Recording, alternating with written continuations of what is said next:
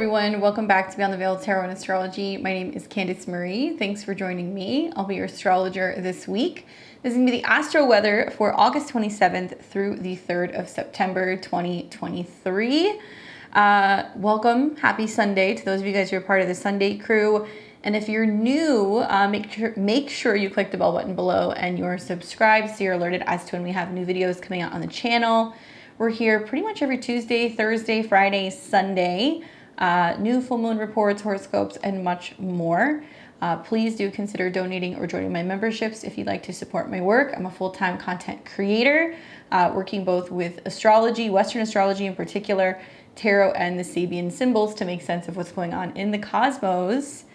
We got a lot of stuff going on this week, so we're going to be seeing that finally, right? Venus is going to go direct. It's going to be the end of the Venus retrograde, so that's a reason to celebrate. We are actually starting this show off today with a Sun-Saturn opposition, which maybe you guys were kind of feeling Saturday into this morning, so that can feel a little heavier. Growing pains, right? Basically feeling limited in some way or another. We're going to see a Mars ingress into Libra, so that's going to be interesting to see the North Node ruler change signs and move into the cardinal air sign that is traditionally associated with relationships or Venus. And I guess for me, really the big news, because I've done videos on those two topics, so if you guys go and search, you can see all about Mars and Libra. You can see all about the Mercury retrograde that we're currently in. You can see all about the transits through Virgo. But I think this Uranus retrograde is actually pretty important. And so I'm going to talk about it a little bit today. Obviously, it's a pretty aspected degree, 23 degrees. We saw a new moon in Leo square this degree. Just recently, it moved into that Uranian degree of 23. And we're finally going to see at the end of the Mercury retrograde, eventually we will receive a trine between Mercury and Uranus. So really all this week, right, it's going to be about integrating the changes, right? So retrogrades may feel like things are slowing down. Tons of planets are retrograde, actually, like this kind of window. We're seeing Saturn's retrograde, Neptune's retrograde, Venus is retrograde, Mercury's retrograde, Uranus is going to join the bunch, and Jupiter's going to be there pretty soon.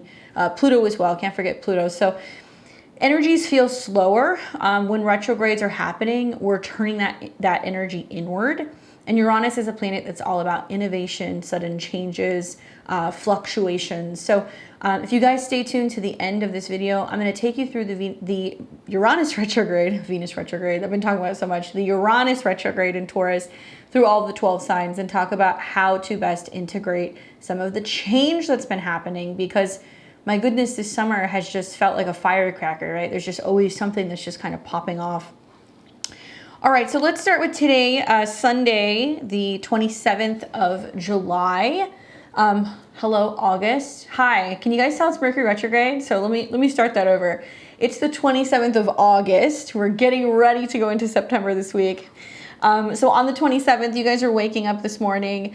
The moon is in Capricorn. Whenever I think of that, I think of like that song, Taking Care of Business, especially with the earth signs that are, kind of coming into trine through this lunar transit. Obviously the moon, when it's going through Capricorn, Saturn-based sign, right? So we might feel a little bit more serious. We might feel like we're focusing more on timelines, preparations, scheduling. I'm shooting this actually on Saturday, which is interesting because usually I do it on Friday. Anyway, I've been looking at Sunday and I'm like, oh, I got a lot of stuff I'm going to get done this day. Usually Sunday's my day off.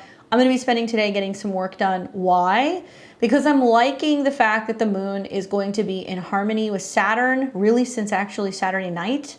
The moon is also going to be coming into a trine with Jupiter, which is still direct right now. So there's a lot of opportunity for growth, financial planning, creating, producing something.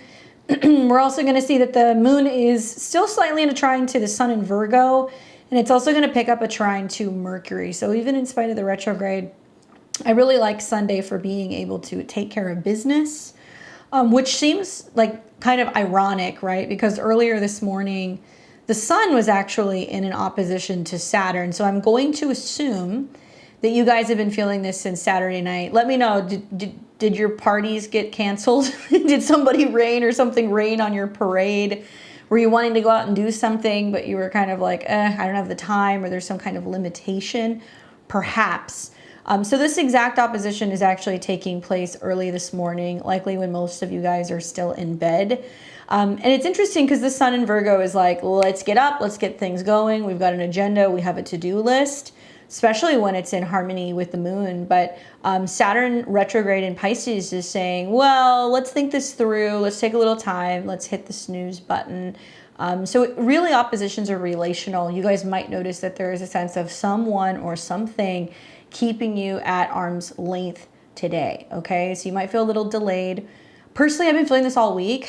I'm usually really good about, if I get onto like a schedule and I'm getting up at the same time, I'm good. But like, I swear to you, I've hit my alarm 3 times this week when I had a whole list of things that I had to do, slept through the alarm, and then it affected my whole like routine. So I saw this taking place yesterday and into today, and I'm really adamant about breaking this pattern on Sunday and being like, no, I'm gonna get the show on the road. So if you feel like you've been a little disjointed, or maybe you feel like you've been getting swallowed up by the recent news cycle of all the stuff going on in the world, right? Mercury and Mars in opposition to Neptune.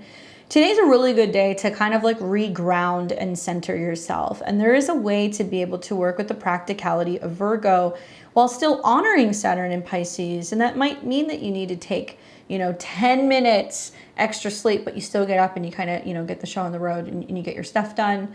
It may also mean that to be able to be better guided today, really checking in with your emotions, right? Checking in with your intuition, taking time maybe to like light a little incense, take 15 minutes to kind of meditate and reflect before you get your day going, can really allow you to better navigate some of these earth trines. And Pisces teaches us we got to go with the flow. And there may be a sense of plans changing, things getting reworked, some kind of structure getting reworked. And so what Pisces and Virgo, that axis, teach us is that to be able to serve and be productive, we have to constantly be checking in with our higher self, our spirit team, and also like our emotions in general, right? Because vibes can very much be off with all of these placements in Pisces, and it can be telling us something. So it can be kind of guiding us into how to better navigate and kind of move throughout the day. So I would take heed of some of those intuitive hits that might pop up. Loving, like I said, the moon trine Jupiter. We're going to pick that up somewhere around midday. And that to me feels very positive, very optimistic about the future of like, how we're kind of getting things moving and shaking and growing. Okay, so yeah, kind of depending on where you are in the world, closer to late morning, midday, we're going to pick up that trine. And yes, when the moon is in Capricorn, right? Even though it's a Sunday, we sometimes get work emails. We sometimes have to do a little, busy work. You're going to hear a lot about what's going on with government, right? Because that's what Capricorn is about. And you're going to notice this uptick as we're getting into the first couple of days this week. With the moon's ingress into Capricorn and then the conjunction to Pluto, there's going to be a lot of people looking at what is necessarily needing to change or transform Pluto when it comes to the state of the world and who or what is in charge. Pluto deals with corruption, especially in Capricorn, corruption of the systems. So you're going to hear a lot about this. I, for one, have, I'm not going to say grown fond of when the moon conjuncts, Pluto, but I have noticed being in the late degrees that it does its thing. Collectively, the moon represents the reflections of where we're all going emotionally. And so obviously the talk at the water cooler this week at work is going to be a lot of like, can you believe, like the corruption that's going on in this world? Because everybody's going to be talking about it. Why is this also happening? Well, the moon's also going to pick up a trine to Mercury. So there's going to be more news maybe breaking on Sunday that we're talking about on Monday. If you want to get caught up in that, you can. But I, for one, know that this Mercury retrograde cycle that's taking place right now is it's intentionally giving us an option. It's basically saying, do you want to be productive? Do you want to focus more on the task at hand and how you can take small steps or make small changes in your lifestyle, your daily routine, or what have you, to get better focused, to be more productive, to be healthier? Or do you want to get sucked into, what's going on with news networks and TV screens and your phone and laptops and stuff like that? Be very careful, because that's kind of part of what sometimes happens when we get sucked into like almost like an echo chamber of like Mercury and Neptune opposition. We can, be so focused on what we're talking about, what we're hearing, that we don't focus on the most important things, and that's making sure that we're kind of getting our stuff taken care of first, right? So don't get distracted by some of the stuff going on in the world. Also today, we are seeing Mars change signs. So if you guys didn't catch that video of Mars through Libra, definitely check it out. I talk all about, some of the things that might happen in the world, why this is so important because of Mars's connection to the North Node. If you are a Libra, Sun, Moon, or Rising, this Mars transit is going to make you a little spicy, especially if you're within like the first 5 degrees. So be mindful of that. Mars is a planet revolving around action and direction and taking charge. So it's moving through a sign that's associated with Venus, right? The cardinal air sign. So there's more action or passion or maybe conflict revolving around Libra related things, relationships, law, balance, harmony, diplomacy. So we're probably going to be seeing that there's going to be more conflict revolving around these topics, and people who are going to be getting riled up revolving around balance, equality, fairness, and law.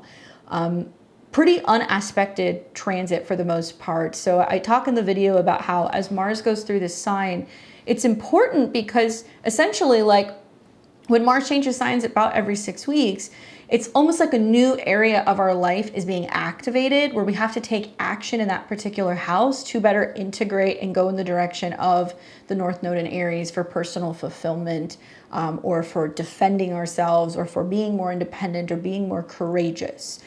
And so fortunately, unfortunately, we're in that season of the year where we are now kind of more or less like cutting people from the team who are not supporting who we're becoming. Okay, so Mars in Libra will come into conjunction with the South Node. Now, when I say unaspected, the only real aspects that Mars is making until the end of the transit is going to be a number of quincunxes or inconjuncts, meaning blind spots. Mars is not going to make a really clear inconjunct to Jupiter and Taurus, but we're going to see where action and relationship could be affecting us all financially or in terms of our values, our resources. You're going to see a lot of pettiness in relationships and a lot of challenges revolving around relationships separating and how that's affecting people financially, or some squabbles over finances in relationships, partnerships, right? And then you'll also see some of the similar kind of inconjuncts or quincunxes taking place to Saturn and also Neptune. Now, one thing you want to watch, and this will be kind of towards the back end, this is weeks away, but when Mars is in the later degrees and it's trining Uranus and it's trining Neptune, in conjunct Uranus and in conjunct Neptune, it's going to be pretty much the focal point of what will be a yod.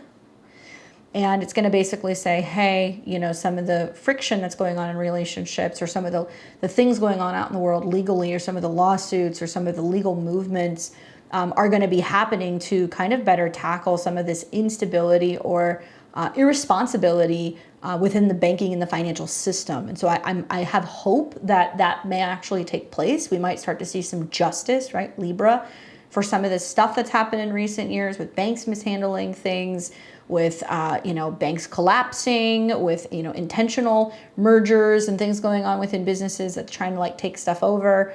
Maybe we're going to see some of the clarity revolving around some of the FTX stuff, and also like laws and legality revolving around money and politics. And call me like optimistic, but I think that that's going to be a really significant talking point as we're going into the fall of 2023, because we're going to realize that there is a sense of not having the necessary legal kind of, like legislation and other like rules and regulations, or maybe they're not being followed, they're not being, implemented, and how that's impacting all of our resources.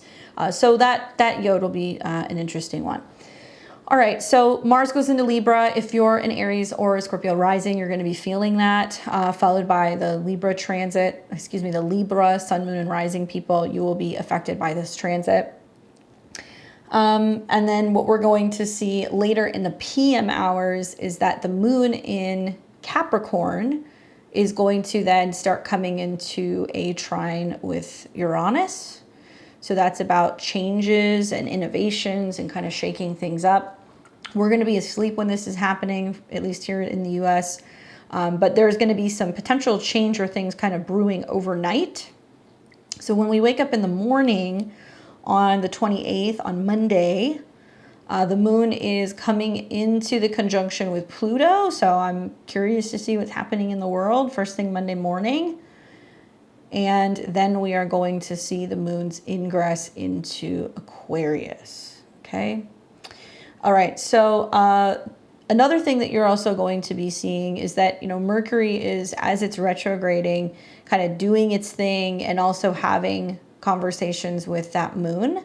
So it can be saying, as we're reviewing, reworking our habits, our tendencies, our schedule, we're able to kind of find ways to be more so productive. So I like Sunday just in general for like preparing for the week ahead, getting everything organized, having a strategy plan, maybe confirming appointments, combing through your calendar. That can be something that can be really beneficial. After all, Capricorn does rule time, okay?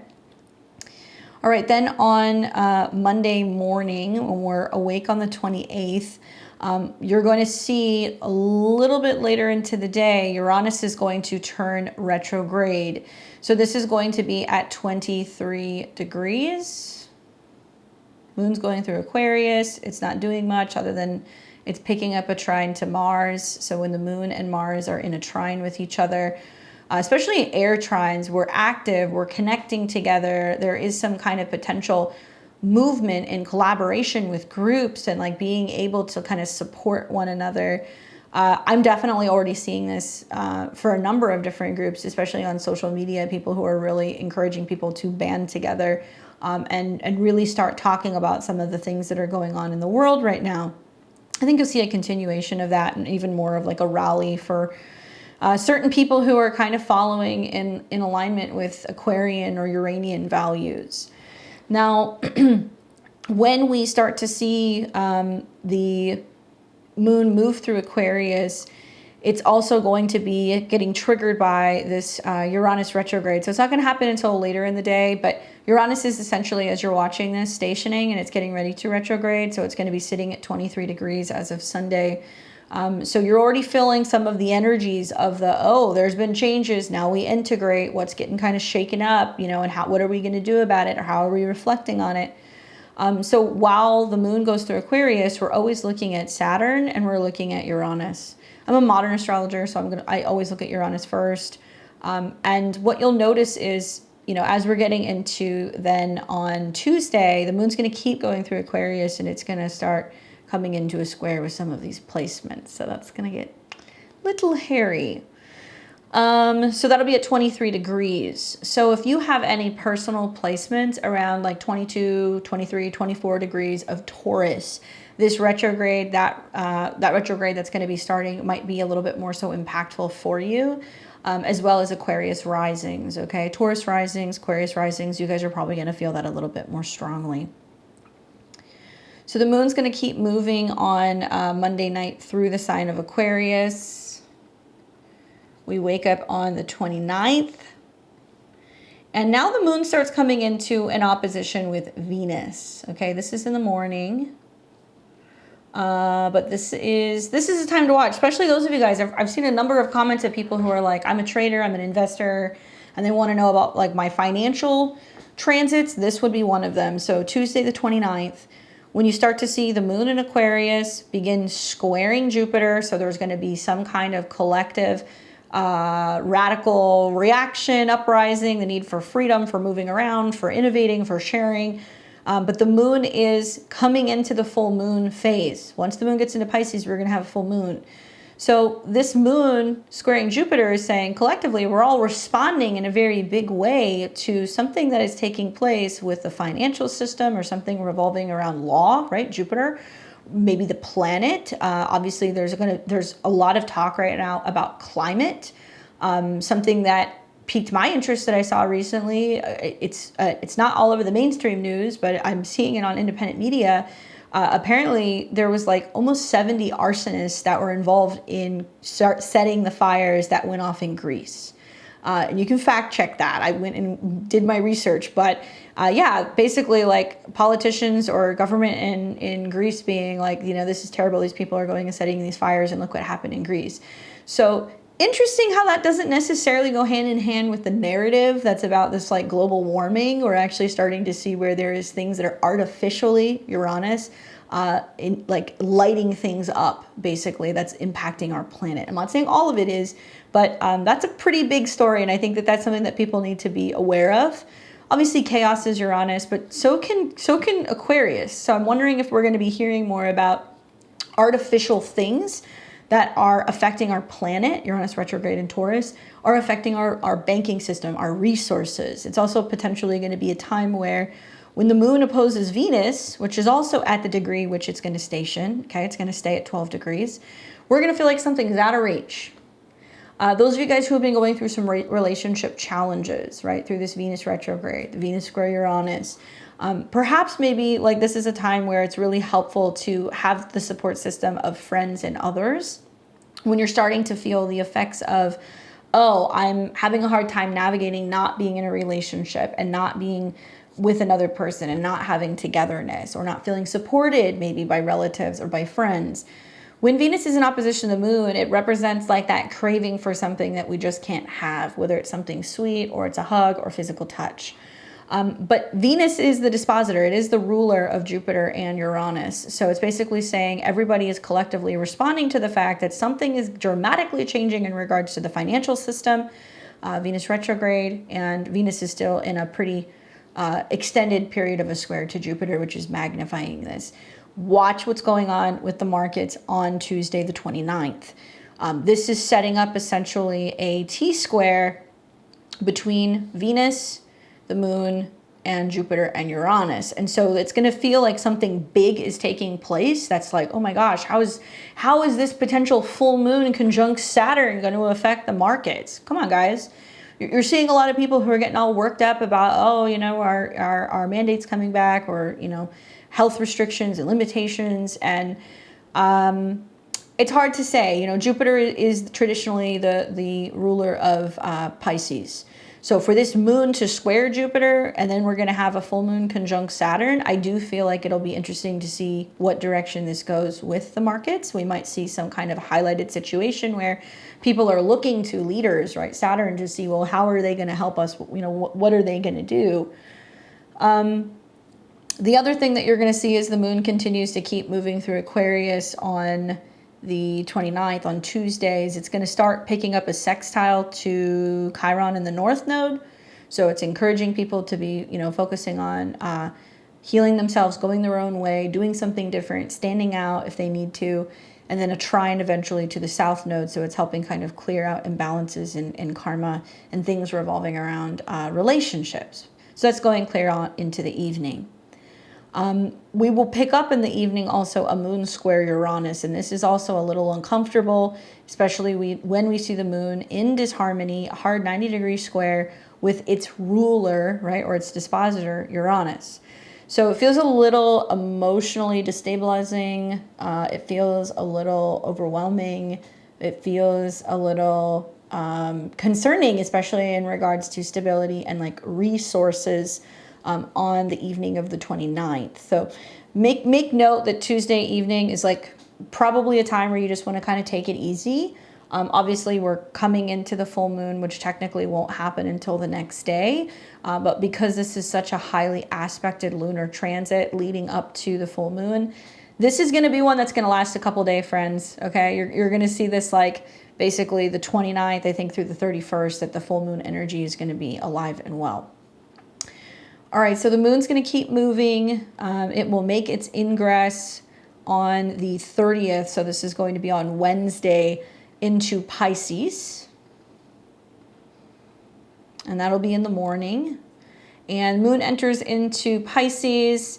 The last aspect that the moon is going to be making, there's actually two. There's an in conjunct to Mars, which feels agitating because there's something going on in, you know, conflict or challenges in relationships, which is making us kind of want to, Pisces moon, unwind, you know, relax, retreat, hide out, It can be making us feel a little squirrely, okay? Full moons that are associated with either the 12th house or the 12th sign can do that. We want to be mindful that Pisces is extremely sensitive, emotional, right? It's receptive, but it also can be very empathic. So when that moon comes into conjunction with Saturn, there can be this collective fear of isolation, limitation, separation, issues with, illusions. When the moon's in Pisces, also there's lots of things that come up revolving around mental health, spiritual health, hidden places, spaces, and what we do with our alone time, right? Remember, Jupiter and Neptune are associated with this, and we're seeing that just after this full moon, the moon is going to sextile Jupiter, and it's going to come into a conjunction with Neptune. And I'm going to tell you guys the same thing I've been saying since the beginning of 2023. This sextile between placements in Pisces and placements in Taurus is really the dream team, okay? It's not as scary as it looks. It's really saying, create your own reality, right? Focus on what you can control. It's about really mind over matter. What are you visualizing? What are you manifesting? What are you praying for? What are you dreaming about? What are you doing with this time behind the scenes? If there is, in some off chance, a situation over the next 2 years where we go back into a situation where we are feeling isolated in some way, okay? Or we are isolated in some way. What are you going to do with that time? It's interesting to me, I was listening, and I want to give credit, but I don't remember who was saying it, but I was listening to a podcast the other day, and there was two guys that were going back and forth talking just about some of the mandates.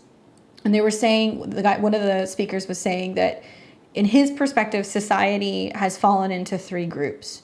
There's one group of people who basically are like, I will do whatever I'm told. If anybody tells me I need to give up some kind of right or freedom, or I need to stay home, or I need to follow suit with whatever I'm told in terms of protecting society, they will do it.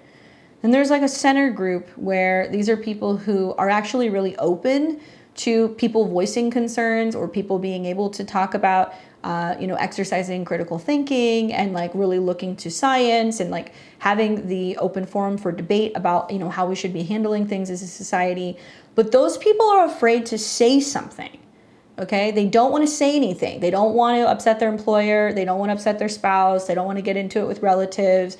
They don't want to be, the conspiracy theorist out in the world, but they'll let other people take the fall for it. And then there's this third separate group of people who recognize what's going on in the world right now, and that there's a lot of fear porn out there, that there's a lot of psyops going on right now, that there is like a whole agenda to basically convince people that the world is not safe, and that all of these things are happening, and that you need to be protected and give up your freedom. I do what I do work-wise by creating content, not to talk about health or politics necessarily, but that does come into the realm of astrology, because a lot of these things are depicted in the stars, to appeal to that center audience, to encourage you guys to be aware that there is like a divine plan, that there are things going on where the cosmos are intervening, and they are showing us the blueprint and the direction of where we're going forward. When I look at these transits of planets going through Pisces, sextiling placements in Taurus, it's basically saying you have 2 options. You can spiral, binge, watch Netflix, you can do drugs, you can drink, you can freak out, you can panic buy and isolate, or you can make the conscious decision to go, this is not my reality. You can band together with other people in private spaces and worship whatever you want to worship, because I protect that. Personally, I will always stand up for and support people that want to have their own faith-based system. I also think that this is going to be about people choosing consciously to raise their vibration, because vibration is something that can heal. Whether this is music, if this is prayer, if this is chanting, if this is just gathering together and creating art and holding space, these are all Pisces related things. Because the more we're doing this behind the scenes, that's sextiling into all this Taurus, where we can have abundance, right? Jupiter and Taurus. We can have freedom. Uranus and Taurus, financial freedom. We can also have freedom of expression, freedom of resources, control over our bodies. So in the off chance that we do end up having a situation where we're finding out that there is going to be more social limitation in the future, what are you doing to kind of build your dream life behind the scenes? And it's going to require you to have a little bit of faith. It's going to require you to also probably have a few kind of come to Jesus moments or whatever it is that you believe in private. And it is a test of faith. You know, it's weird. Like, you know, for a period of time, I went to Christian school, not by choice. I went through high school because that's where my mom sent me. And I've never really been somebody who's been like super religious. I've been somebody who's very spiritual, obviously. Like I've studied theology. That was, you know, one of my majors in school. And the more that I study astrology and esoteric subjects and metaphysical subjects, really the more that I start to realize that it really does in some ways kind of align with the Bible. Now, I know a lot of people are going to give me slack for that, but I don't necessarily think the Bible is meant to be literal. I think it's meant to be figurative, right? I wrote my college thesis paper about that, talking about how the book of basically Genesis and if you study human evolution, kind of goes hand in hand. And so Pisces is spiritual, right? It can be religious. It can be temples and churches and private spaces where we come together with other people. And I think that when we have this full moon, where this moon comes into conjunction with Saturn, I think we're going to see that there is going to be some kind of push to limit private groups from coming together. Now, I don't know what that means. I'm hoping that if we see churches and synagogues and clergies and other groups, that they're not going to push to keep people from being able to worship. I think that they should continue to be able to have that freedom. We may see an attack on that, personally, just given the astrology. I also feel like Saturn being in the sign of Pisces is about some kind of dissolving of structures. So what are these structures, right? Saturn is, you know, connected to Capricorn, which can be about governments. It can be about leaders. This is going to be coming into conjunction first with Saturn at a 3. So we may hear more about something involving news in regards to more banks closing down, shutting down, having limitations. We may be hearing big topics coming up revolving around global limitations or travel limitations. And I think also this is going to be more limitations in regards to communication and free speech. Go and look at some of the stuff that's going on in Ireland right now, where there's stuff that's being passed and there's a movement right now to literally go and start like being able to survey the internet and what people have access to and what is deemed factual information or not by the government. That's some scary stuff. We're going to be seeing some attacks revolving around where the rights of communication and freedom is being kind of in a shadowy way being kind of controlled. Now, it'll come into conjunction with Saturn, so we're going to feel some kind of boundary, some kind of limitation.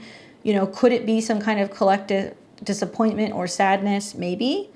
And then the full moon itself is going to hit at 7 degrees.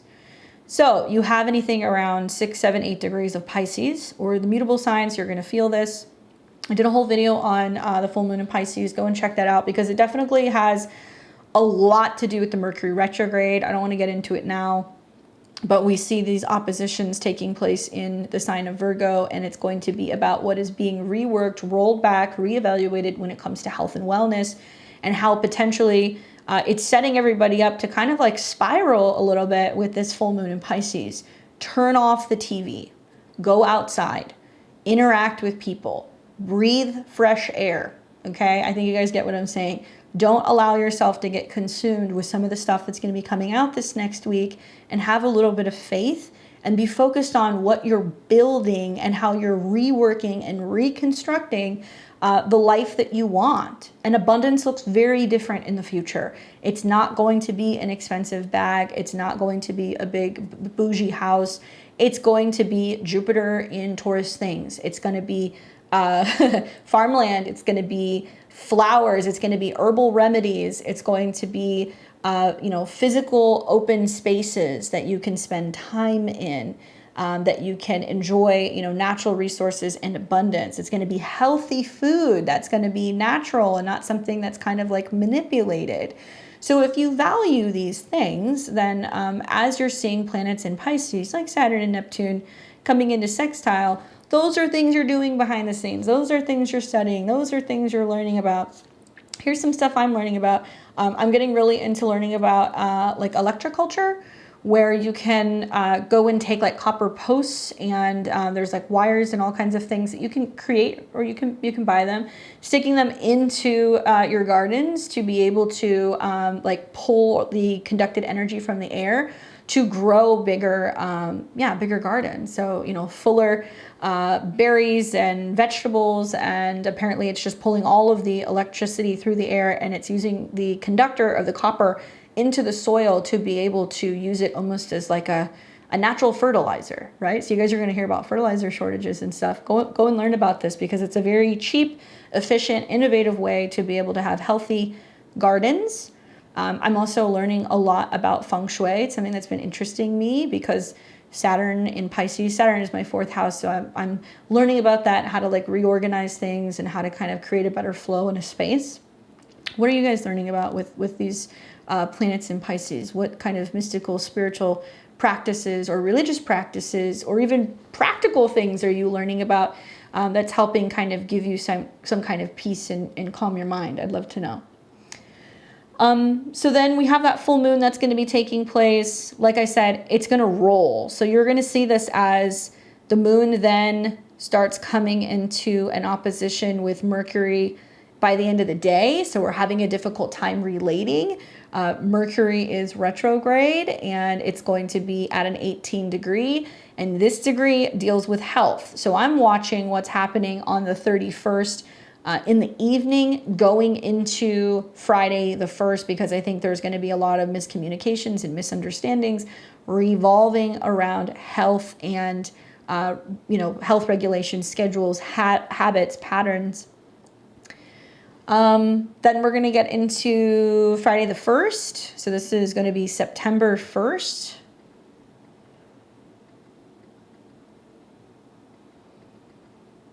And very early in the morning on the 1st, the moon is catching a conjunction to Neptune.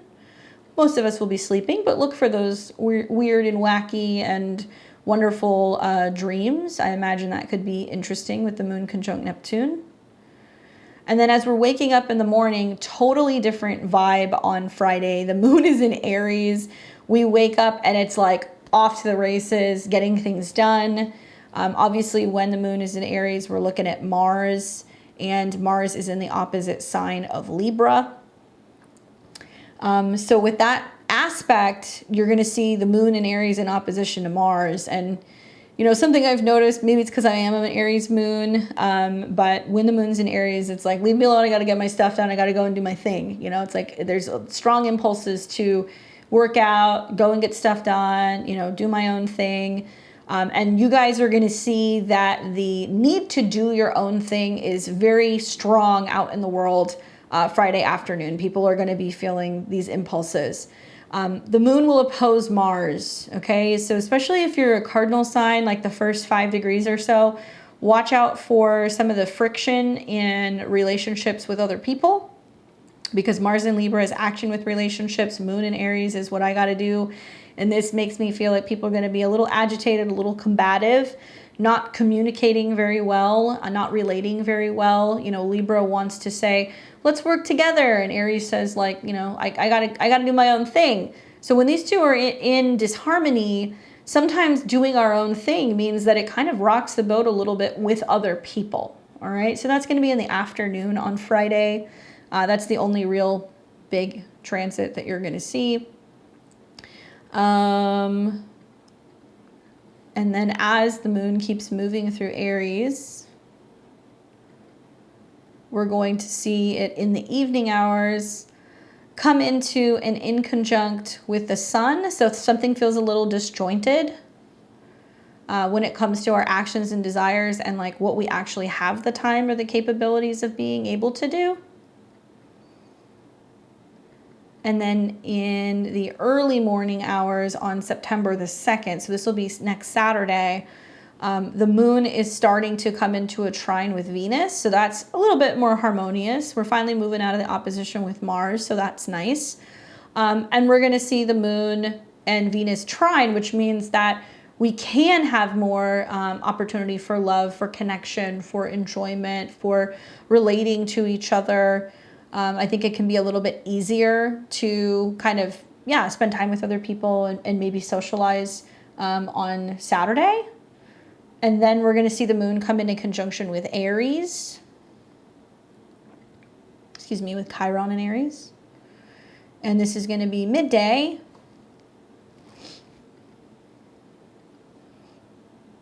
And then we're going to see the moon come into conjunction with the North Node. And this will be Saturday night.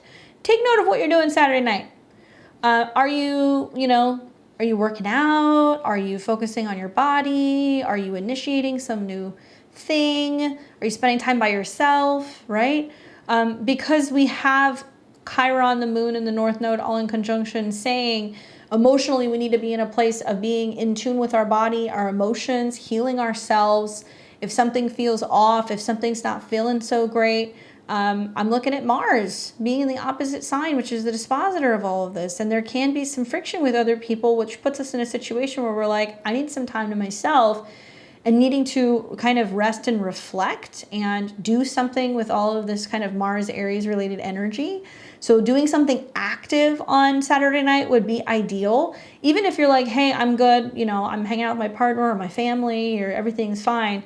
Do something where you have an outlet, right? That's my recommendation. This can be like a really fun competitive game night even, it doesn't have to be going and playing sports.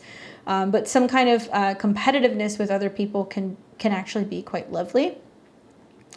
And then when the moon obviously comes into conjunction when it's with its own North Node, whatever's kind of going on Saturday night is kind of like, okay, I feel like I'm doing what I'm supposed to be doing, right? And it's generally in Aries, what you feel like you want to do anyway, or what you're feeling passionate about initiating. Then on Sunday, this is going to be the 3rd, we are going to very early morning catch a moon square Pluto. So if you're an early bird, the moon square Pluto can feel a little intense, and that some of our personal actions are challenging existing power issues in our life. It's coming into conflict with superiors. Maybe there's potentially some challenges also with work. Definitely the Sunday blues are a thing, but I look at the moon conjunct the North Node in Aries square Pluto being like, what am I changing about my career? What am I changing about my responsibility? What can I do to be, better about my actions and challenging issues out in the world, and like fighting corruption in your own little way, even if it's just talking about it in your small town, right? So usually when the moon's in friction with Pluto, we see some kind of emotional threat. And I would say most of you guys are going to be asleep, so I'm not totally worried about it, but that can be kind of brewing in the early AM hours. Now, when we get to the moon in Taurus, where it's in its exaltation, things calm down a little bit. So that's going to be kind of later in the morning. The moon is going to move through Taurus, and it's going to make a sextile to Saturn, so it's kind of stabilizing in a way. And as it continues to move through Taurus, it's also going to pick up a trine to the Sun and to Mercury. And we're going to see a little bit of what I think is going to actually be another T-square here as well. So when the moon's in Taurus, pleasure, security, resources, what tastes good, feels good, smells good. And it is ruled by Venus. And this is interesting because you're going to see that Venus is going to go direct in Leo. Rejoice, the retrograde will be over. Even though, okay, guys, on the back end, this is going to be still very shadowy. Remember, Venus still has to go all the way up to about 28 degrees, which means she's going to square Jupiter again and make things feel bigger. She's going to square Uranus again, where we're still going to be feeling some kind of wild change in relationships and values and resources on the back end. So if you're a stickler for, making cosmetic changes and things, in theory, after Sunday moving forward, it's better, especially if you are a Taurus or a Libra or a Leo rising. You guys are a little bit more so in the clear. But Venus is going to station at 12 degrees, which is an invisible degree. It's like a Pisces degree. And so for a lot of us, it's been about something dissolving, releasing, letting something go, something that, went away, or, kind of like, it could have been kind of ghosty in a way. So let's look at this lunar transit here. So it looks like the moon is going to keep moving through Taurus.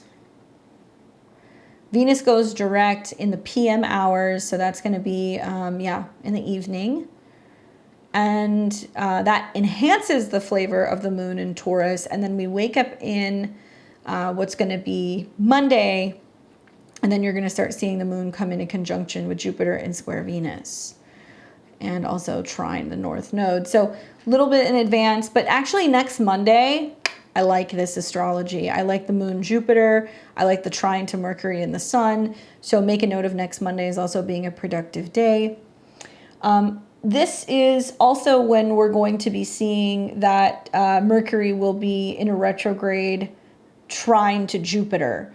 So I want you guys to look back at August 9th. That was the last time that Mercury, the messenger, and it was direct at the time, was in a trine to Jupiter. So it was about getting information, good news, you know, being positive and optimistic about where something is going. I'm going to tell you personally, and I know I shouldn't be talking about this, but I'm going to do it anyway, how I'm seeing this happen. Okay. And I keep talking about it on my Twitter. If you're not following me on Twitter, follow me on Twitter.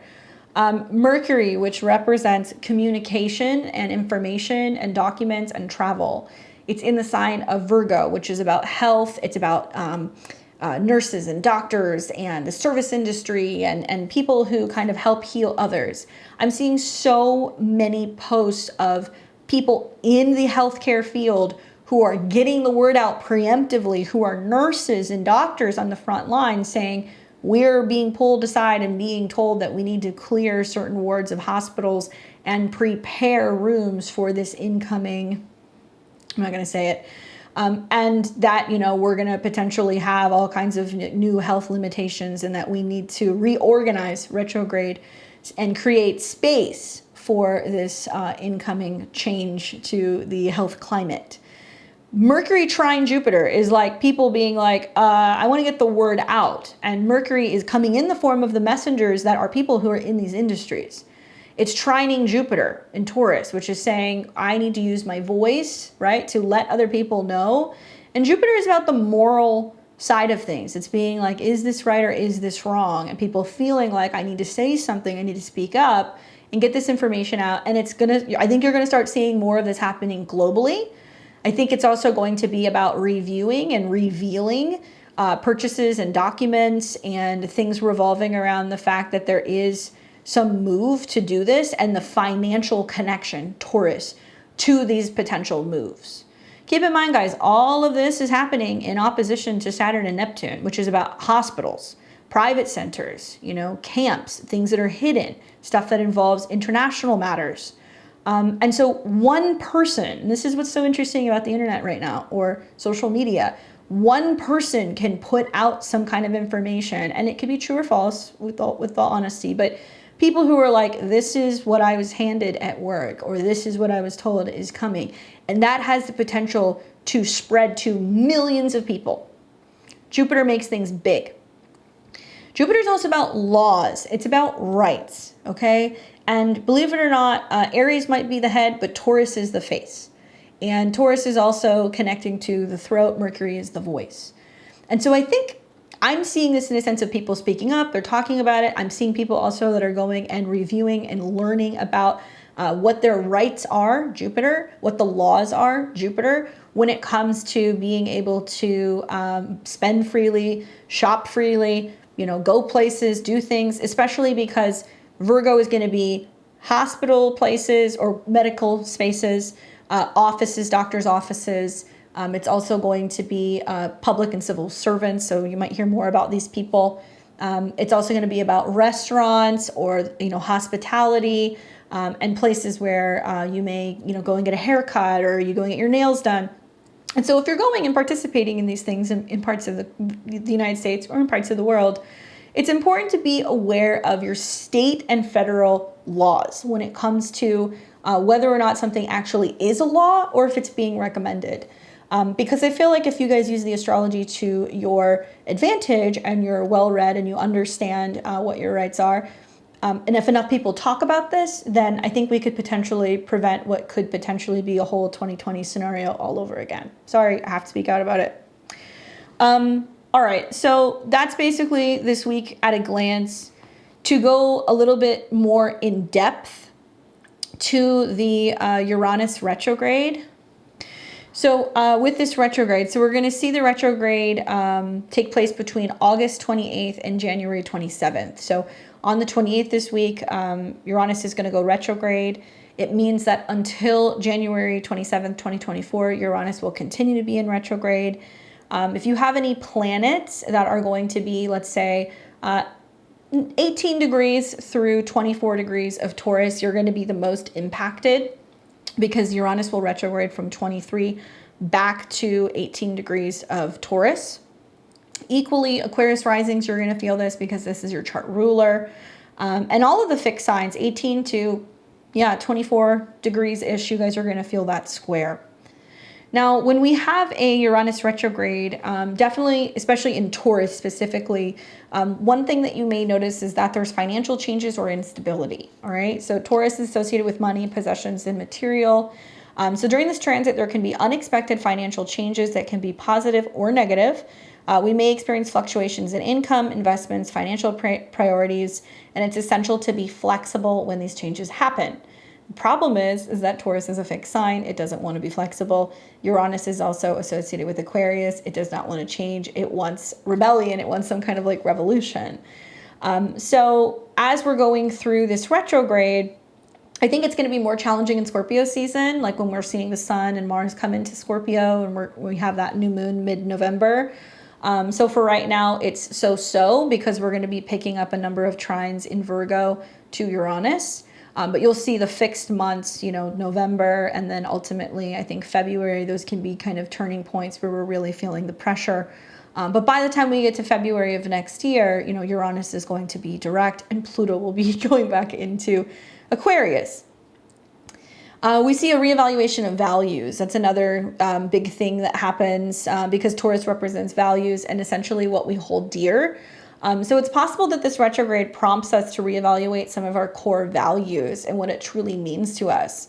Now, you can question your material desires and seek more meaningful or authentic pursuits as well.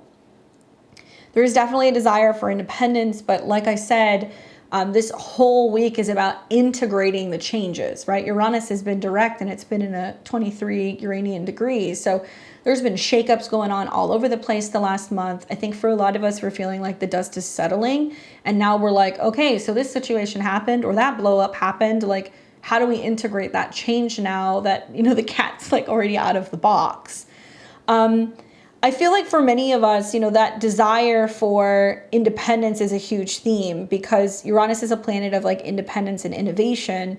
During the retrograde in Taurus, we might feel a strong urge to break free from routine and society's norms, and this could lead to a desire of greater personal freedom and self-expression. Unconventional approaches happen. A lot of this is because, Uranus encourages unconventional thinking. You might be more open to trying new things, exploring alternative solutions, and embracing innovative ideas, especially in areas related to Taurus, like finance, possessions, and comfort. I, for one, I'm kind of amused seeing how many people are looking around, realizing the effects of inflation, that it's eating away at our resources, it's eating away at our possessions, and people are becoming a little bit more open to unconventional methods of being able to protect their money. Some people are looking at, buying land, especially undeveloped or, farm or kind of rural areas, Taurus. Other people are looking into, crowdfunding or like group resource sharing. People are looking at cryptocurrencies and looking at what might be more stable ways of being able to protect their assets and moving it into something that's going to, at the very least, maybe maintain values, depending on the coin, obviously. And other people are realizing that some are just like shit coins and they're like not valuable at all. So obviously, take what I'm saying with a grain of salt. You need to do your research on that stuff. But I do think we're going to see more people who are going to start looking around going like, okay, what can I do to kind of protect the money that's sitting in my savings account or my investment accounts? It's kind of scary when you start to look at the statistic numbers of how much wealth, especially for those who are north of like, let's say, 50, 60 years old, is in the stock market. That's terrifying. I mean, I'm not anywhere near that age.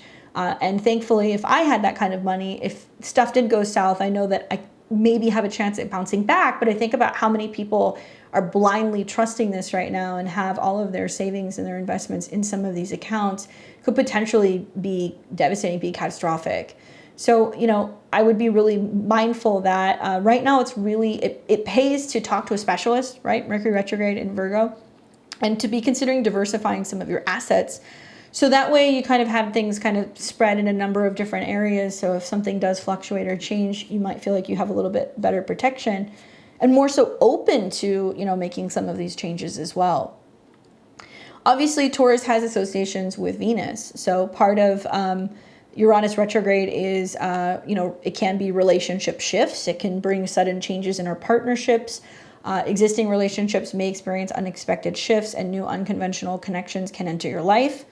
This transit may challenge traditional relationship dynamics. I would say I would double down on that, especially because Venus is retrograde. Venus has been in a square to Uranus. So, we're definitely feeling that. And this is going to be a trend that's going to kind of go all the way until October. So we're not quite done with that cycle. Who is that affecting most? I mean, I would say like Capricorn risings, because you're having the Uranus transit in your 5th house. I would say Leo risings because, Aquarius rules your 7th house. Scorpio risings because Uranus is going through your 7th house. And I'll take you guys through the signs so you can see it. But there definitely are some signs that are experiencing more relationship challenges in general. And Uranus can be friends as well. It's not limited to just romantic relationships.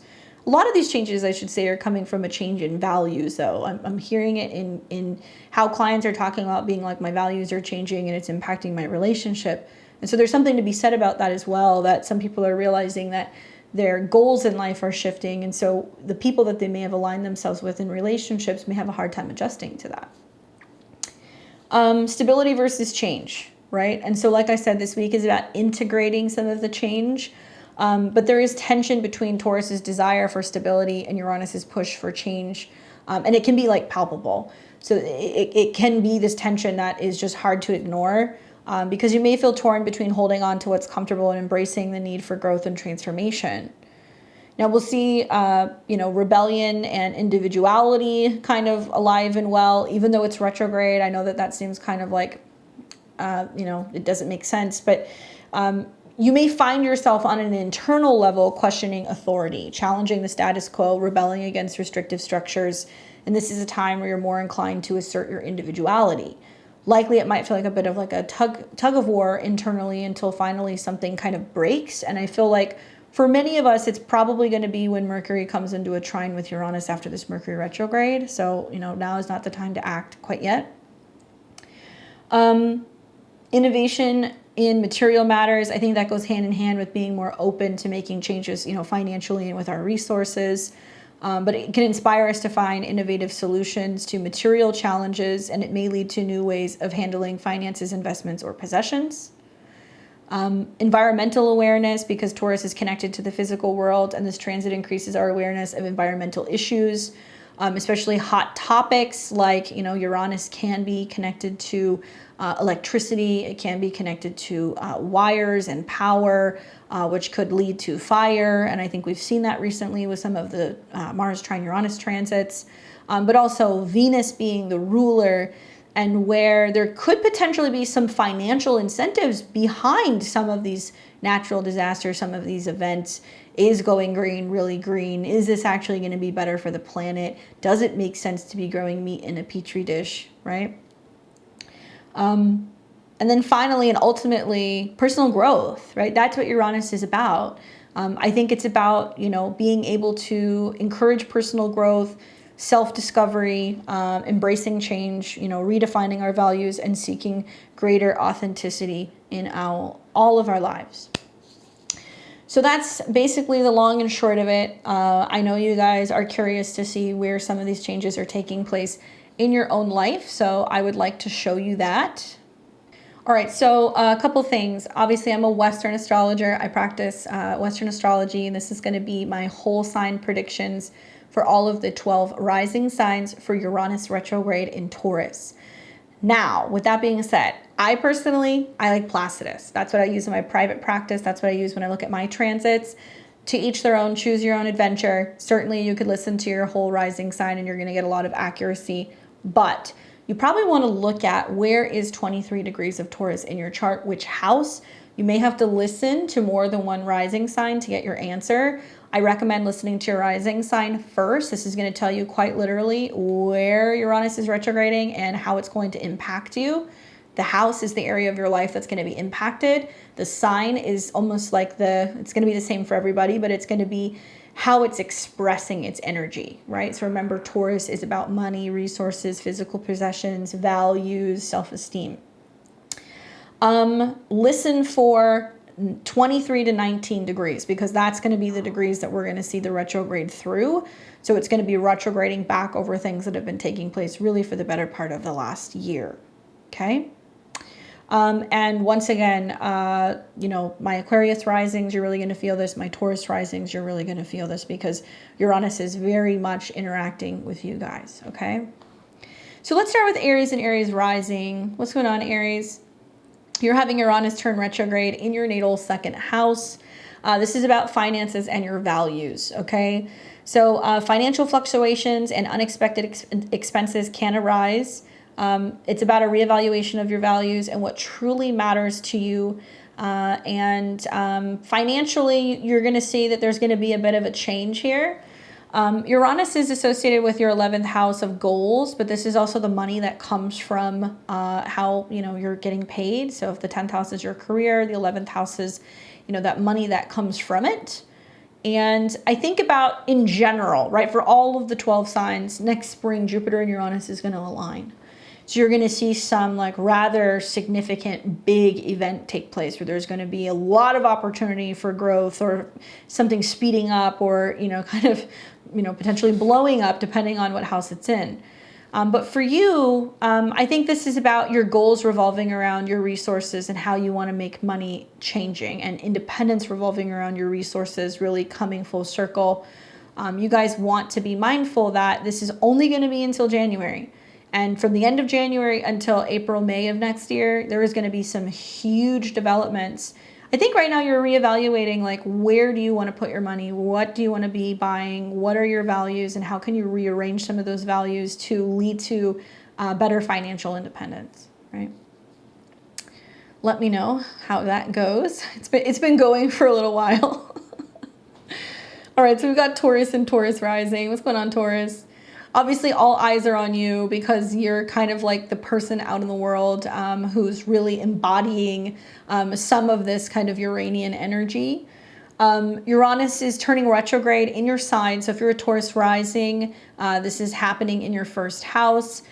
Special attention if you're about 18 to 23, 24 degrees because Uranus is going to be sitting right on your sun, moon, or rising. In the first house, this is about your personal identity and your self-image, okay, and your body. Uranus also rules your 10th house of career and reputation. So as we're seeing Uranus retrograde in your first house, there's changes in your image, your personal identity. You might feel a strong desire to break free from, you know, other people's expectations and express your own unique qualities. And it may be at a bit of like a friction, you know, with a boss. Like some of you guys are like, but I want to wear the mohawk to work. I don't want to wear the suit, you know, or I want the nose piercing. I want the dreadlocks. And it's kind of, in one way, you might feel like it's your most authentic self, but in another way, some of these things have been developing or evolving so quickly that you might look at it and be like, oh, you know, now I'm reflecting on, you know, do I really like the change that I've made? If you've been feeling like super heavily caffeinated and kind of like electrified, this energy might wind down a little bit. But eventually there is some energy that's going to be breaking through in the spring of next year that is going to represent a very big personal change and transformation. And I think it's going to be quite visual for you, Taurus. We've got Gemini and Gemini rising. You are going to be experiencing Uranus retrograde in your natal 12th house, which is about your inner psyche, spirituality, right? And kind of like your private spaces. This might lead to insights and breakthroughs in your inner world and your spiritual practices. revisiting hidden or subconscious aspects of, your belief system is possible.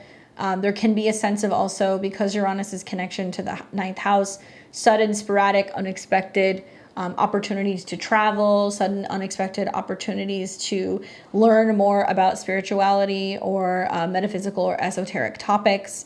I would pay attention because you can have some very significant dreams that can be happening with Uranus in the 12th house. And I think about how this is also you being like a little meter for being able to kind of, take a temperature gauge of just what's going on out in the world. And you might feel like very tapped into events before they take place. Yeah, you can have some issues with your sleep cycle for sure here, but practicing grounding techniques, especially like right before you go to bed, can be really helpful with some of these transits. Good luck. We've got Cancer and Cancer rising. You're going to be experiencing Uranus turning retrograde in your 11th house. So this is about friendships, goals, networks, aspirations. It is possible your friendships and long-term goals may go through some unexpected shifts, and you may align with more progressive and like-minded individuals. Now, Uranus rules your 8th house, so it's possible that you're meeting people who are weird, wacky, unusual, kind of fringe. You might be spending a lot more time with wealthy or innovative people involved in tech or food, design. I like this. I mean, Uranus does well in the 11th house. I think with these energies that are in a sextile to your ascendant, it's helping you kind of connect with people who might be giving you more emotional support, or also like helping you network and create new ways of being able to collaborate with people that are going to help you expand potentially even your career. And I think that this is really clear with like the eclipses happening in your career zone and Venus that's been in a square with Uranus. You're kind of just leveling up when it comes to the types of individuals that you're surrounding yourself with and connecting with friends that can take you to new heights.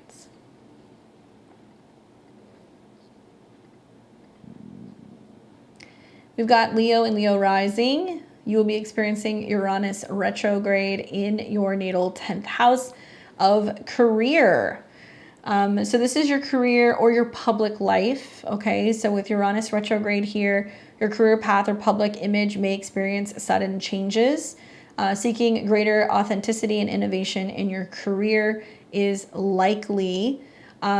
Obviously very colorful for all of the fixed signs. So if you're Leo rising 18 to 24 degrees, you're really feeling that square pretty strongly. Sudden shifts and shakeups can happen at work for sure. There can be, changing jobs, working independently, quitting something, finding out a boss is getting fired, taking on a new position.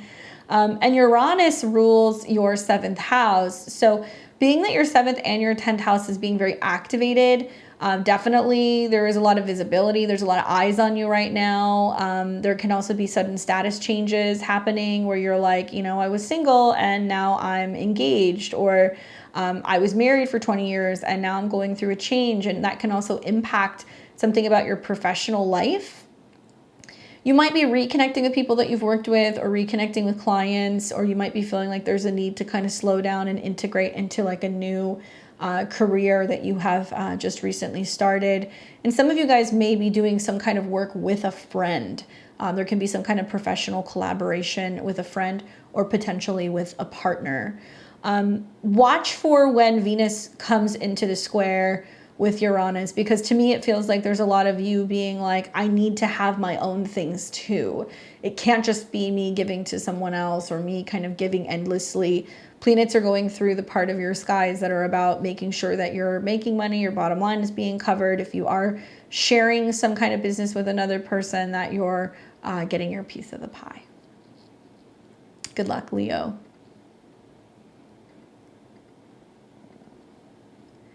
We've got Virgo and Virgo rising. You are going to be experiencing Uranus retrograde in your 9th house.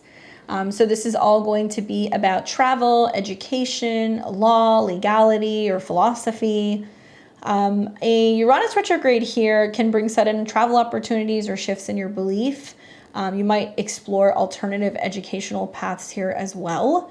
So it is possible maybe that you consider returning back to school, although it is likely because of Uranus's connection to your 6th house that it would be something that would require some schedule changes or some changes with your work schedule. There may also be a sense of you taking a sudden interest in technology, IT, astrology might be coming up for you, anything in regards to health, wellness, or fitness as well because of the connections to the 6th house. And some of you guys also might be doing work revolving around like healing or art. That can be coming up here as well, Taurus. I think that for you, this is an interesting one, especially being that, Virgo, this is a sister sign. So you're going to be experiencing, especially throughout this retrograde, trines to the 9th house with that Mercury transit eventually. For some of you guys also, because of the connection to Jupiter, that some of you guys are considering like, oh, I would get married or I would relocate for the right person, or there's a long distance relationship. Others are dealing with some kind of change in regards to a legal situation because the 9th house is legality. So it looks like you're working through this during the Mercury retrograde and trying to find ways to be able to connect with people who can help guide you, whether it's professionally or legally through some kind of process or through some kind of new educational pursuit. Good luck, Virgo. For Libra and Libra rising, you are experiencing Uranus turning retrograde through your 8th house. And so this is an interesting one for you, Libra, because, the 8th house is definitely a house that can feel a little uncomfortable. This is about transformation. This is about death, renewal, regeneration, shared resources. So there can be issues that can come up in relation to shared resources, or financial matters may come to the forefront. Things like taxes or, money that you have access to from other people. Loans can come through here, and anything that has potentially been put on credit. But this is also the house of magic and healing and transformation. Now, Uranus is the ruler of your 5th house, which can be if you're self-employed, if you have a hobby. It can also involve things like romantic partners or children. So I think about how Uranus is in the 8th house and, it is starting to come into a sextile with Neptune. So I'm wondering, like, do you need to get health insurance? Are you thinking about health insurance? If you're self-employed, trying to figure out how to make that happen. Are you seeing that you're having to work your way through some kind of change in a joint resource situation where you have money with a partner? Are you making tweaks and changes to, prepare for this upcoming like tax year at the end of the year? There's a number of different ways that this can work out. I think also just with, Mars moving to your ascendant and the fact that it's kind of eventually going to be in disharmony, there can be a sense of you getting kind of frustrated or agitated about how you're embracing change. And I think the key here with the 8th house is that there can be sudden twists and turns of fate. I've seen people go through Uranus transits here where, they lose everything and then they win the lottery, like literally. So there can be huge swings going on with your finances, Taurus, which can also affect you emotionally or psychologically. And I think the key here is to be focusing on things that are going to be providing you with happiness and joy. And like, if you can focus on doing things that make you happy, or if you're focusing on things that are going to bring you some sense of like purpose, the money will follow. So you're not going to see so many kind of, issues with some of the finances. And then, ultimately down the road next year, Jupiter and Uranus will conjunct. So that's like a lot of Libra risings are going to get inheritances. They're going to end up having a lot of money coming through a spouse. There's going to be some investment that's going to suddenly pay off. So don't worry about that stuff right now, Libra. Just focus on not being afraid of change. Embrace change. All right, so we've got Scorpio and Scorpio rising. You are probably the rising sign that I am kind of, I'm sending you all of the good vibes. Like, you're the one who's definitely kind of going through it in the relationship department. And whether you're in a committed relationship or you're single, relationships seem to be a really big theme right now, where there's just something that kind of feels like there's like a live wire and you're like, is this a good situation or is this a bad situation? 7th house obviously relates to relationship and partnerships. Okay, so business partners, clients, spouses, people who you're seriously committed to in some way.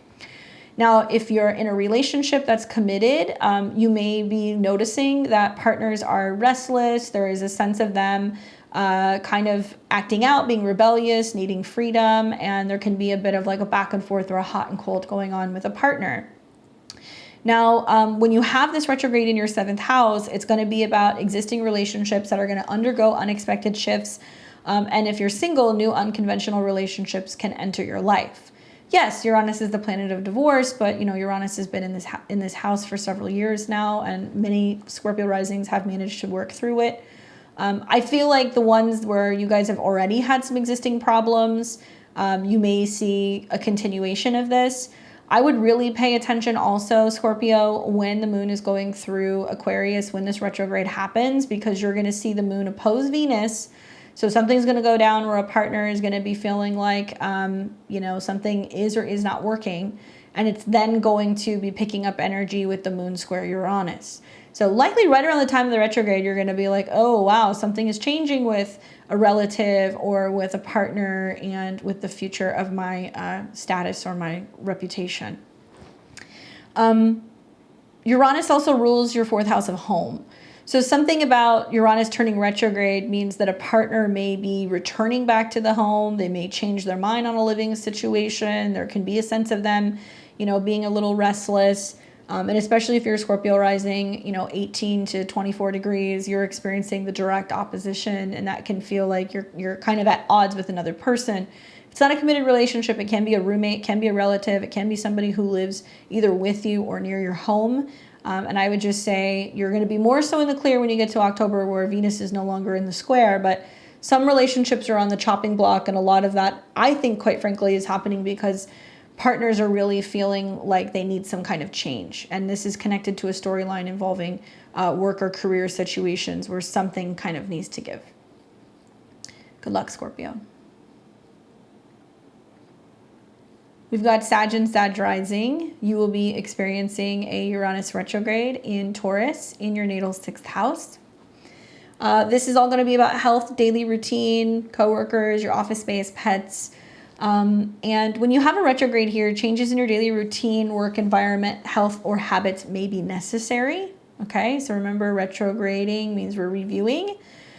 So looking at what you're eating, looking at your productivity, looking at what's going on with your self-esteem, with your money management, with your relationship with coworkers. Uranus is a planet that rules your 3rd house, so it's about communication in the mind. So I think it's about, your mindset and how you're kind of working on things on a regular daily basis.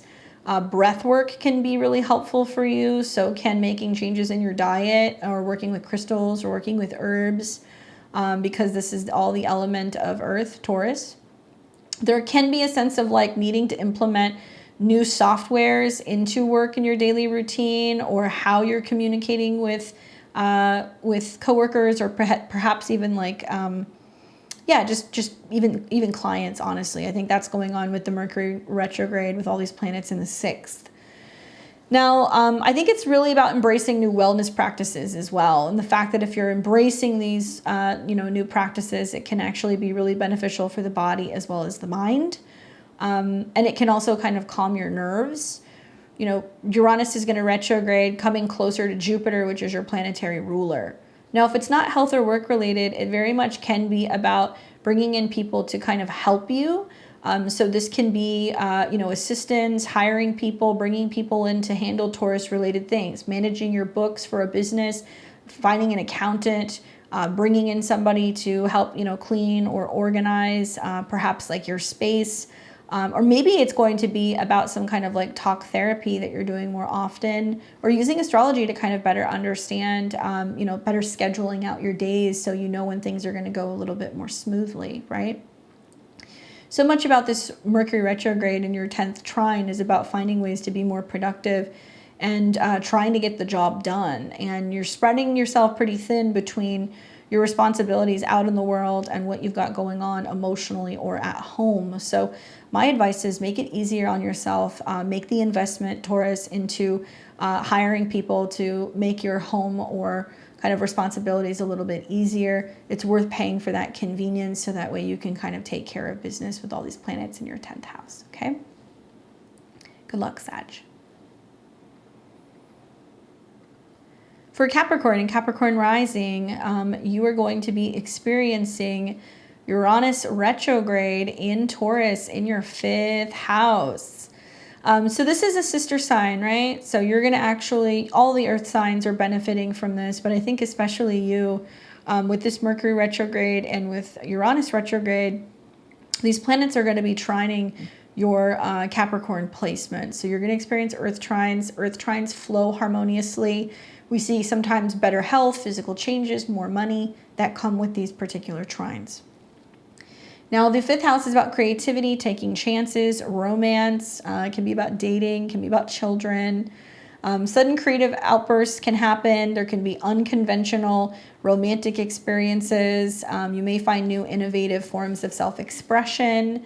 Uranus rules your 2nd house, and it will be retrograding in the 5th. So it can also be about taking chances and making investments, taking a chance and being like, I'm going to take some of my money and put it into a stock. I'm going to, take some of my resources. I'm going to start my own creative business. I'm going to invest that into the markets, taking chances with romantic partners, 5th house, investing a little bit of money when it comes to art projects, hobbies, children, slot machines. I kind of like these transits, especially with Venus retrograde in your 8th, because I feel like you may spend a little money, but you might win something, or you may spend a little money on a project or a hobby, but it might actually be something that's quite lucrative. Obviously the 2nd, 5th, 8th house, these are all financial houses. So there's an interesting storyline about the Venus retrograde where it's like, money or resources or lovers or, some kind of something that's going to benefit you is coming back to you. So you may feel like you're going through like a bit of like a lucky streak. Maybe this is about, something changing or transforming about finances and your children, because the 5th house is kids. So you might be reevaluating what you're spending on children. Maybe you're cutting back, giving money from kids, which is possible as well with Venus retrograde in your 8th. Those of you guys who are single, this can definitely bring the opportunity to kind of connect with somebody very unconventional and unexpected. And I love these transits. This is like a little bit of like a party energy in the 5th house. It's just having fun, being creative, having a good time, being very self-expressive. And if you're in that sweet spot of like, really 15 to 23 degrees of Capricorn, you're receiving trines here as well, right? So I could see like during the Mercury retrograde and the planets in the 9th, maybe you're traveling and there's a romantic connection with somebody. Maybe it's all about education and maybe you're learning how to set up your own business, or more about a hobby, or more about education with a younger person here as well. But this is actually quite fun energy for you, Capricorn. I think it's really going to lead to you having quite an opportunity to really practice self-expression and get some creative stuff up and running, right? Good luck. All right, so we've got Aquarius. So you're going to be experiencing Uranus, which is your chart ruler, retrograding through your 4th house in the sign of Taurus. So this is important for you because you're a fixed sign, so you feel the square, just like Scorpio, Leo, and Taurus. This is also happening in an angular house, so it's going to be quite active, although it's going to be private. So some of the radical changes, moving around, transformations going on with your home or your family, it's behind the scenes. People aren't really seeing it out in the world. You are Uranus. So as Uranus is retrograding, some of you guys might be like, I'm reevaluating where I'm living. I'm returning back to my hometown. I'm moving back in with a parent. I'm reevaluating whether or not I like my home. Uranus can also be like electricity, and it can be about a group of people. So it can be about integrating some of the changes that's been happening in your home. Jupiter is there also. So some of you guys have friends staying with you. Some of you guys have foreigners staying with you. Some of you guys are, getting ready to, finish working on or wiring or remodeling a home.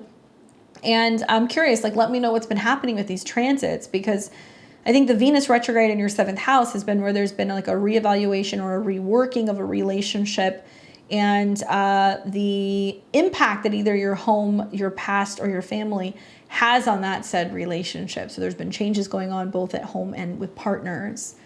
Unpredictable changes in your home or your family life may emerge, okay? So there can be definitely, like, especially if you live in a place where there's, earthquake opportunities or natural disaster opportunities, I would really be surveying the areas. Really make sure that you're taking care of like any potential brush or anything like that, so that way you're preventing there from being any problems. And you're going to get hit harder when there's squares. So like when Venus comes into that square down the road, when we get into Scorpio season and there's oppositions, you're going to see some challenges down the road. Not right now. So if you have moved, I think it's about getting settled. If you're like, I'm not moving, I'm staying here, then it's going to relate more to your family. And I think it's also going to be about the goals revolving around your home and ultimately where you want to be. Renovations and relocations may be on the horizon, and I could see definitely some of you guys thinking about moving in with friends, moving into a foreign place, buying a big, plot of land and trying to live communally and doing some of these things next year. Okay, so I definitely think that that's possible. I think about the retrograde Mercury and the trine to all this stuff, and that you're either financially or mentally kind of, doing the preparations necessary to be able to totally radically change your home or your family base. But there's a lot of working through the financial side of things right now. Obviously, this is your partner's money as well. So whether it's business partners, clients, or your spousal money, there is a bigger thing that's being reorganized with your relationships and how that financially has an impact on your home or your overall emotions. Okay. Let me know. I'm curious how this is affecting you. And then we have Pisces and Pisces rising. You'll be experiencing Uranus retrograde in Taurus through your natal third house. This is all about communication, learning, siblings, cars, gadgets. So there can be sudden shifts in communication patterns, unexpected news that may surface, like a phone call or an email out of the blue.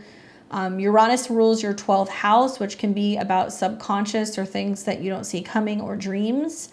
It is possible you have a really significant dream or vision, or you receive an unexpected phone call or text message from a relative. It can be from a neighbor. It can be from a sibling. After all, Uranus is retrograding looking at Jupiter, which is your chart ruler. So it can kind of indicate that there's going to possibly be unexpected travel or communication that is going to be taking place in the near future. Some of you guys might be reevaluating a car, or you might be rethinking moving and maybe kind of trying to strategize and plan where it is that you might be going. This is also about reassessing your approach to learning and education. That might be necessary. And some of you guys may find that you're wanting to either go back to school or get higher levels of education because Uranus's connection to the 12th. Some of you guys might be making the finishing touches and tweaks maybe on a blog, a website, a social media account, maybe a YouTube channel. That might be something that you're working on currently. And that definitely makes sense with this retrograde in your seventh. Everything is about how to better connect and communicate to people.